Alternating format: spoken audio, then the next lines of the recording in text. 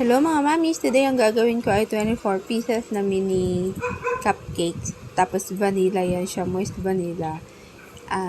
Nilalagyan ko pa din yan siya ng filling sa loob. Kapag yung order na 24 pieces na ganyan is customized or yung meron siyang topper.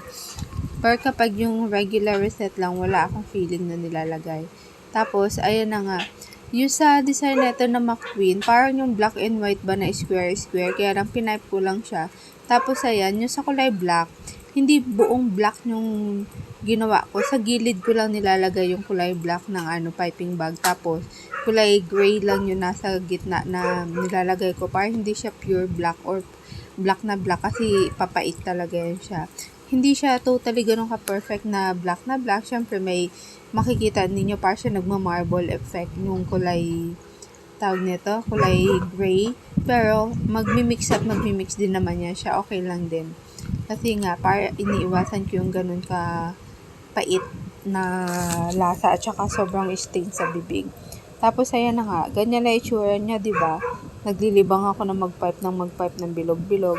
Wala naman na request na ganyan si customer. Ako lang yung nag-decide na babagay syempre doon sa design na McQueen. Kasi kapag yung regular rosette, parang at least maiba siya, kumbaga na medyo sunod doon sa sa theme ng ng birthday, which is yung McQueen. Tapos, yung topper niyan, parang car, printed, non-edible printed lang siya na car na McQueen.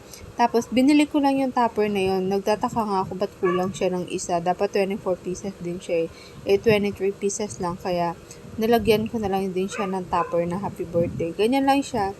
Hindi ko na siya ganun kinapalan ng icing. Kapag yung sa maliliit na ganyan na cupcake, sakto lang yung manipis na icing para hindi siya, nagko-complement lang yung lasa niya. Kasi, pag panay icing, compare doon sa tinapay, kumbaga, halos icing na lang yung malalasahan mo talaga.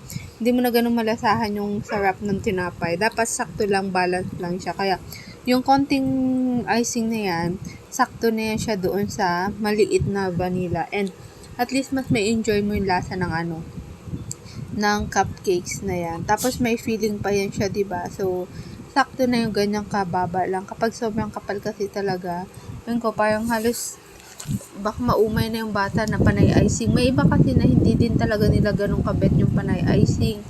May iba naman sasabihin is konti yung icing. Kaya minsan hindi mo din talaga maintindihan. Kaya na nga, inilalagay ko na siya lahat dahan-dahan para hindi ko siya madikit sa kamay ko. Tapos, nung nailagay ko na lahat yan, saka ko na realize, nga pala, ididikit ko siya ng glucose para hindi siya mag-move. Though, 4 wheels naman yung sasakyan nito. Kaya lang, siyempre, since lightweight, kapag yung sa ganyan mga mini cupcakes, mas mainam pa din na may dikit or support pa din tayo sa konting-konti lang nilagay ko kasi since sobrang dikit ng glucose na yan, may hirapan din si customer magtanggal.